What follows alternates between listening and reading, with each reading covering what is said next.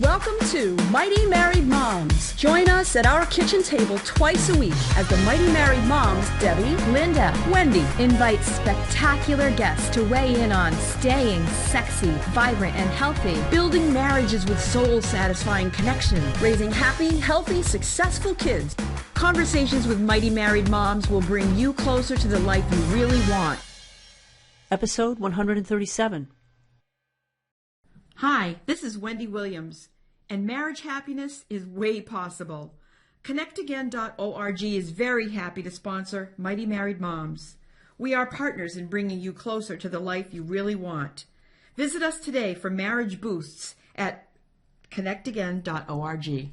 Hi, everyone. Thank you for joining us today on Mighty Married Moms. I am Linda Tighe from AllWellBreaksLoose.com. I'm Debbie Owen from YouCanRaiseGreatKids.com. And I am Wendy Williams from ConnectAgain.org. And we are so excited this morning. We have the distinct privilege today of speaking with Ellie Savoy. She is an international best-selling author and a progressive health and wellness coach. She's also the founder of Diet Free and Healthy, the revolutionary health and weight loss system for women. Her book, Stop Dieting, Start Living, 5 Foundations for Your Health to Permanently Lose Weight Without Dieting, Starvation or Suffering in Silence, is a simple yet powerful guide to help you break free from yo-yo dieting. Yeah. So, Ellie, thank you so much for being with us today. And can you just give us a little bit of background about you, or sort of how you kind of got into this field? Yeah, just for a minute or two. Yeah. Hi, ladies. Thank you for having me on. I could literally talk about this all day, every day, if anybody would give me the chance. So I know we have a short, a window of time here. Yeah. But basically, the short story is, in 2011, I was diagnosed with 2 uterine fibroids. And at my heaviest, I was 30 pounds overweight. I was a yo-yo dieter for over 25 years, and I just kept pigeonholing myself into losing weight, but wasn't really ever focused on my health as a lifestyle. So when I had this diagnosis in 2011, I didn't realize it at the time, but it was my catalyst for change. And I was given 4 options. 3 involved surgery. 1 was a hysterectomy. And the other one was to do nothing. And I thought, well, I'm not having surgery right out of the gate, and I am going to do something, because I knew I had to change my ways, and I actually wanted to. Mm-hmm. And so I went on a hormone rejuvenation program. It's homeopathic, for 3 cycles. And by doing that, I focused on my health, and the weight took care of itself. Mm-hmm. And so the more I started to become invested in my health, it helped me to what I refer to now as like an unfair advantage. So it's like, in society, we're always told that you need to go on a diet to lose weight, or to exercise to lose weight, or both. And if it's not something that we enjoy, it's not going to work for us. And I lived that life on and off over 25 years. Mm. And now I'm so invested. You see, when it becomes, as you probably know, when it becomes a passion, like your pastime, something that you love to do, whether you like to play an instrument or a particular sport, taking care of myself has become that. It's such a passion for me. It's such a joy that I don't worry about the scales. I don't think we ever hold static as a rule, because our hormones fluctuate. Yes. If we don't get a good night's sleep for several nights, our weight will fluctuate. So I really don't worry about the scales. I'm very healthy. My blood work I have extensive blood work. It's all in range. So that's the real true indicator, in my opinion, is that to focus on being healthy. Don't worry about, the extra weight, because it will take care of itself once we become invested in doing the best we can for ourselves. That is so wise. Mm-hmm. That is great. I could not agree more. Absolutely. Yeah. Diet is like a temporary thing. Losing weight or having a goal, I want to lose 20 pounds. And then what happens, right, is people lose it, maybe or maybe not. But a lot of times you can go on a diet and lose the weight. But then you go back to your eating again. Like, it's not this living healthy, and living healthy, the byproduct of living healthy is to lose weight. Mm-hmm. Yeah. To be at your ideal weight, maybe, is the better way to even put it. Yeah. Because obviously, as we age, we're not going to be the same as we were in our 20s or 30s. But one of my big things was I'm in my 50s now, and I think it's a great time in life. But we agree too. We are too.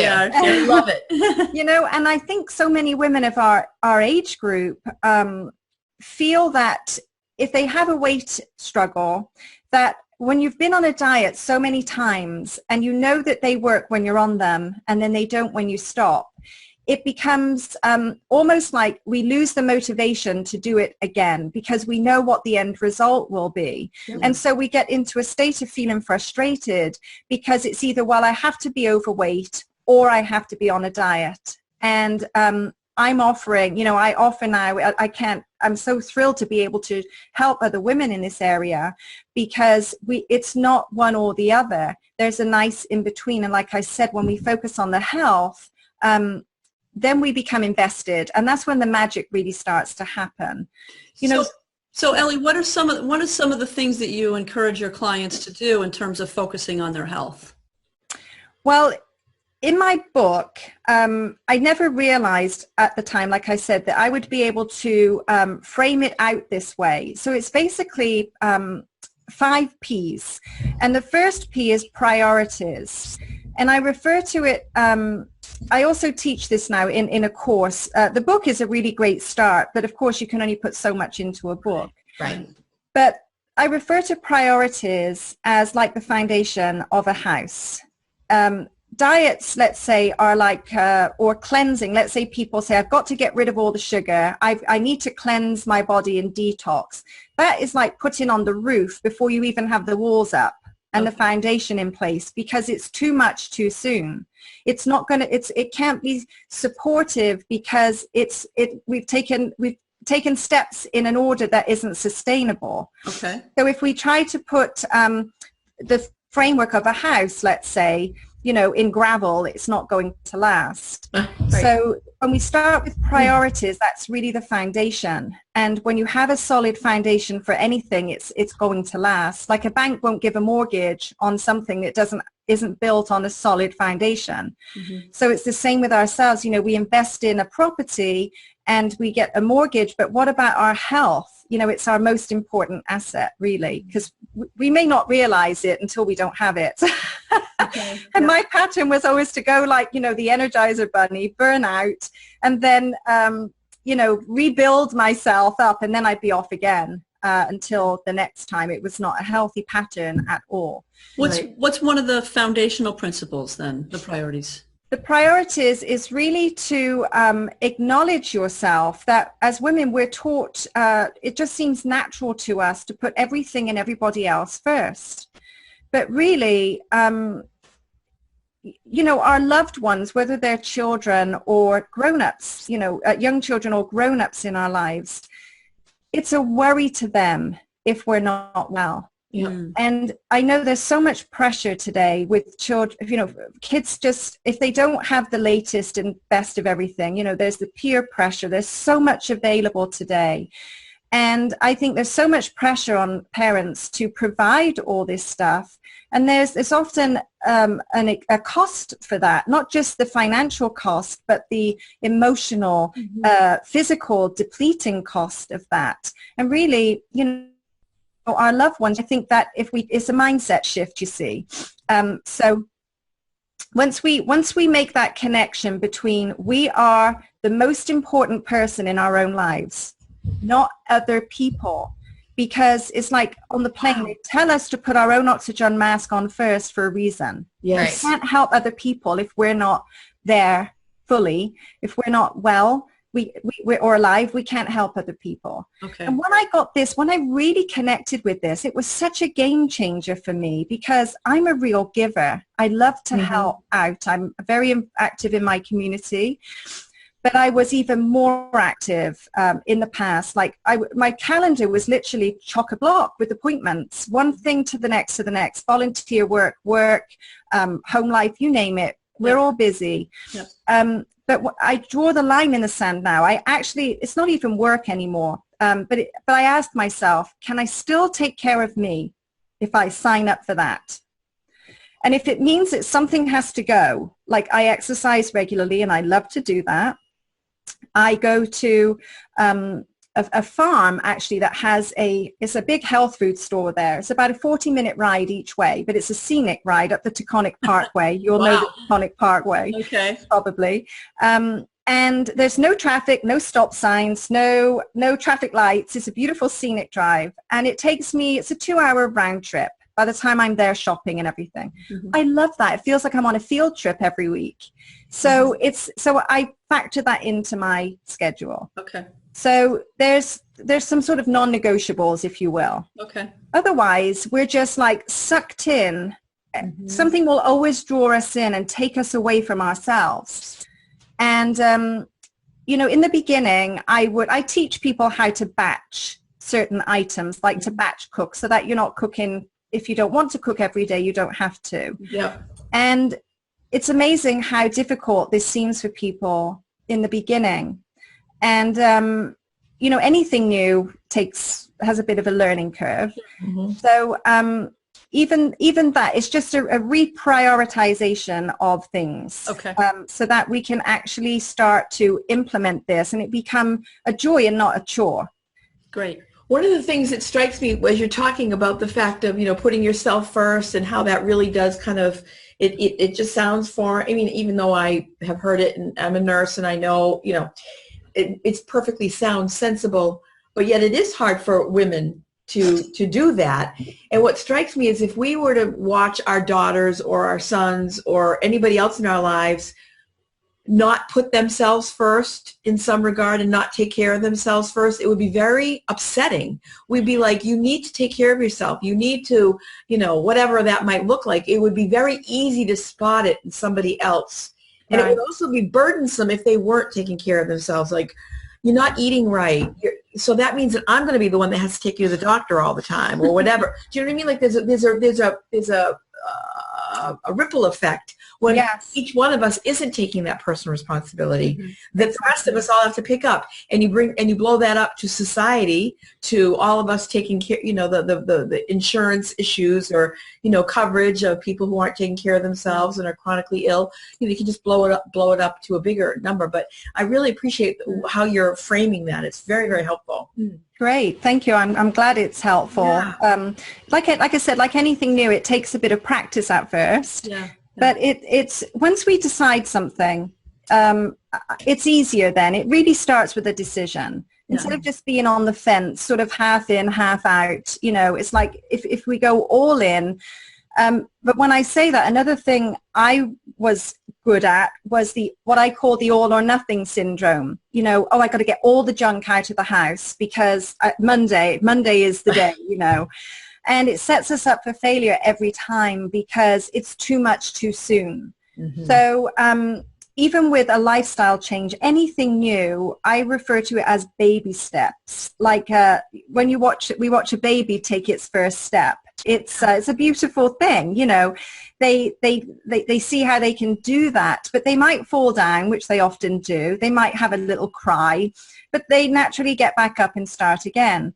And it's the same with us. We might take 3 or 4 steps and get halfway across the room, in theory. I'm referring this to food and lifestyle changes, but just get back up from where we are. We don't have to wait for Monday. We don't have to wait for New Year's Day. It could be 12 o'clock that day, and just start right there at 12 o'clock that day. Yeah. What's the second P? I was just going to ask that. Perception. Okay. Pretending. Perception is third. Okay. Pretending. Oh, okay. Pretending. Yeah, that's a big one. I think we're all good at that. By that, I mean that for me, it was, I think we tend to wear masks to the outside world. We're somebody else at home, and when we go out, we might not be really who we are. So Susie Orman, the financial guru, I love the statement she uses: you have to face it to erase it.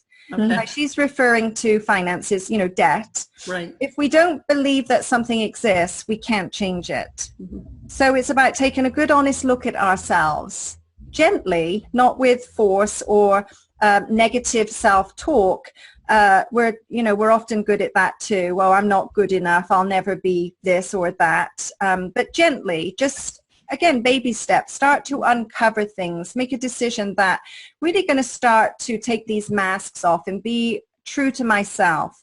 So what happened for me over many years, I've lived in the States now for, I came here in 1998 for 3 months. So I've been here a bit longer than 3 months. Yeah. And I never used to do what I'm about to share with you in England, but I got into having wine. It was like a cocktail thing. It seems like there's a cocktail hour here, Yeah. And so at least 1 hour.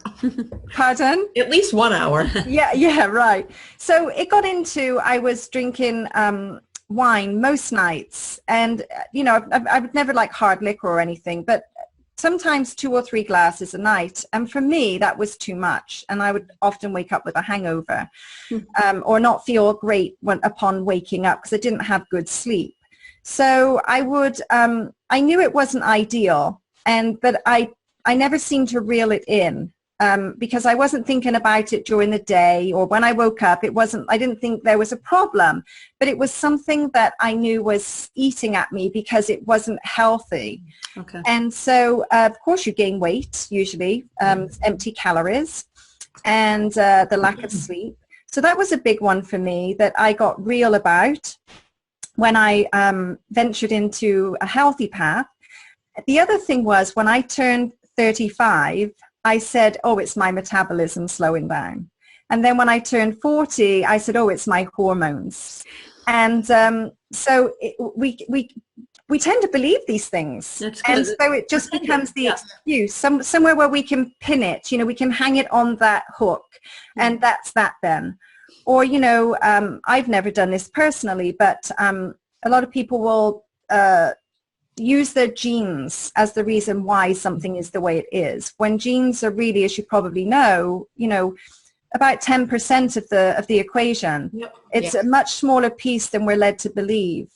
So once we stop pretending, or if we've had the packet of cookies instead of 6, just say I had the whole thing. It's nobody, we don't, we're worried about being judged. Yeah. But unless we're honest about it, it's not going to change. Okay. Face it to erase it. All right. Yeah. So perception. Let's see if we can get through the 5 Ps. Yes. Okay. Perception. A big one about perception is that it costs too much to eat well. And it's true that it does cost more at the register, but I refer to it as it's an investment, not an expense. Yeah. Okay. And that it costs more to be sick than it does to be healthy. Yes. And so again, it's pay to be healthy now or pay to be sick later. Yeah. Exactly. And we have a sick care system here. It's like, it's just like you say, it's costing us all when somebody is not well. Mm-hmm. So prevention is better than cure, obviously. So again, this is another big mindset shift that it does cost a bit more at the register. But you don't have to go out with everything and replace your whole cabinet with different food items. It's like choose 1 or 2 things and just get started. Take that first baby step towards becoming invested instead of thinking it as an expense. Right. And the other one is that it takes too much time. Again, I talked a little bit about batching and just being more organized. A lot of people are, we all have to be mindful of being plugged into technology these days. I personally really don't watch TV all that much. Our TV doesn't go on from one week to the next as a rule. Right. But these things can easily suck us in, and before we know it, the evening can be gone, and that's time that could be spent somewhere else. So it's all a decision again, where do we want to spend our time? And if we get honest about that too, where are we spending our time? Right. People get drawn into reality TV, for example, and that just eats up a lot of time. Facebook is another rabbit hole, Yeah. Totally. It's a great tool, but again, oh gosh, I've been on that for half an hour. I best, jump off now. That's right. That's right. Great. Yes. So that's perception. What's number 4? 4 is plan. That's like putting on the roof of the house. The perception piece I refer to as upgrades. It's like when we when we're building a house or renovating a house, we'd like to have upgraded appliances, and countertops. But how about upgrading what we put into this, or if we are traveling, we have an opportunity to have a better seat on the plane, we want to upgrade. Right. So perception is about upgrading. In many ways, upgrade how we eat, what we eat, how we think, a lot of upgrading. So the plan is really like, for example, we don't wake up one day usually and say, well, I'm just going to paint this room. We think about emptying the room or covering the furniture. What color paint will we use? All the mechanics of it, or even planning a party. It's not just something that happens the day we wake up. There's planning. So it's the same with this. If we don't have a plan, if we don't carve out the time to go and get the groceries, plan to cook some things, have some things on hand. I haven't made a sandwich in years. I mean, I don't eat bread like that. I mean, I'll toast bread, but I don't make a sandwich. But I always have leftovers. There's something to go all the time. So because it's organized and it's just second nature to me now. So if we don't have a plan, things are just going to go by the wayside. Yep. And they're not likely to happen. So being intentional. Yeah. Yes, exactly. And it all fits together so nicely. I love the house metaphor because it's relatable. Yeah, totally. I was raised on simplicity. Actually, my parents they're both passed on now. And that was another earlier piece of my own personal growth in terms of becoming awakened and thinking, well, what is this life about if it's not about the stuff? If it's not about acquiring this and doing that, what's it about? But it was my own personal diagnosis that really got me to make this change. And just what's the last one, the last P? The last P is passion, which I kind of touched upon when we started our conversation today. I used to think when I was putting framework to this, I thought it was patience, but it's actually not patience, because when we have the passion for something, let's say we want to learn a foreign language. Initially, we have a passion for it. We're like, oh, I want to learn that. We're excited about it. And then we have the patience to learn it. Okay. So it's really the passion first, not the patience. Ah, yes. So I refer to the passion as like, okay, so now you've built your house, you've renovated it, it's all ready to go. Now you can move in and start nesting and really enjoy it. And so that's more like keeping the momentum going, having that that awareness is such another big piece as well. Having the awareness of, in any given moment, of what we're thinking, how we're acting. I love using metaphors and analogies because so many people have said to me, I don't know why they come to me so easily, but people say to me, oh, wow, that really makes so much sense. Yeah. And that's we learn from metaphors because they're visual and we're visual creatures. And I think we're not short of information today. I mean, we live in the information world, but what we're short on is implementation. And I think the simpler we can make that for ourselves. So my goal is to make this as simple as possible for people so that they can implement, not just get more shelf help, and they're not actually implementing. So it's really beautiful when we embrace this aspect of ourselves and we're just so nice to ourselves. I call it showering ourselves with gifts, because I love that expression here in the States, a shower, a bridal shower, that kind of thing. But how about us? How about showering ourselves with gifts? I mean, it could be, the first starting place is have a glass of water. We're 70% water, and yet so many people are dehydrated. Give yourself the gift of water. I love that. That's great. I was just going to say, Ellie, because our this episode we're really running out of time already. And I love what you put together and that you've, put in there with the passion and priorities and stop pretending and all that. Do you have a few tips, which water is definitely a great one, a few tips for our listeners and viewers to take away today? I like how you say, it's kind of baby steps. So what are maybe some first baby steps that we could take away today to start our journey towards, creating health. Yeah, 2 or 3 little baby steps. Yeah. One of the things is to go to your kitchen cupboard and pick out one of your favorite items that you consider not to be healthy, that you know is not really a good thing for you, but you like it anyway. Uh-huh. And the key is to look for an alternative product that is the same type of thing but has less ingredients. Sometimes people think they have to start out with all organic. That is, to me, that can be a gradual process. Okay. But to start removing the chemicals, to start eating fewer ingredients in any one thing. Right. A lot of people, we live in a very processed world today. So a lot of people are eating processed foods, but if they think, well, I have to give all that up, then they will not even get started. So just pick one product to start with. I'll give you an example. I used to love potato chips years ago. I really don't eat them now.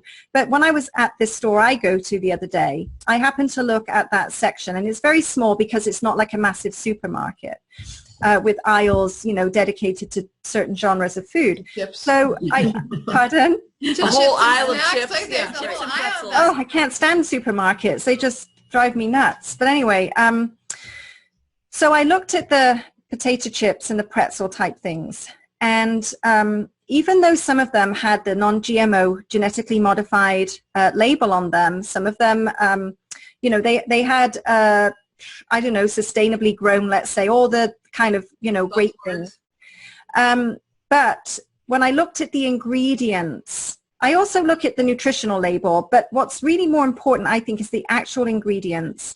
And so even though these potato chips were being marketed as healthy, they had the safflower oil in there, which creates inflammation. There was canola oil in there, again, another pro-inflammatory product.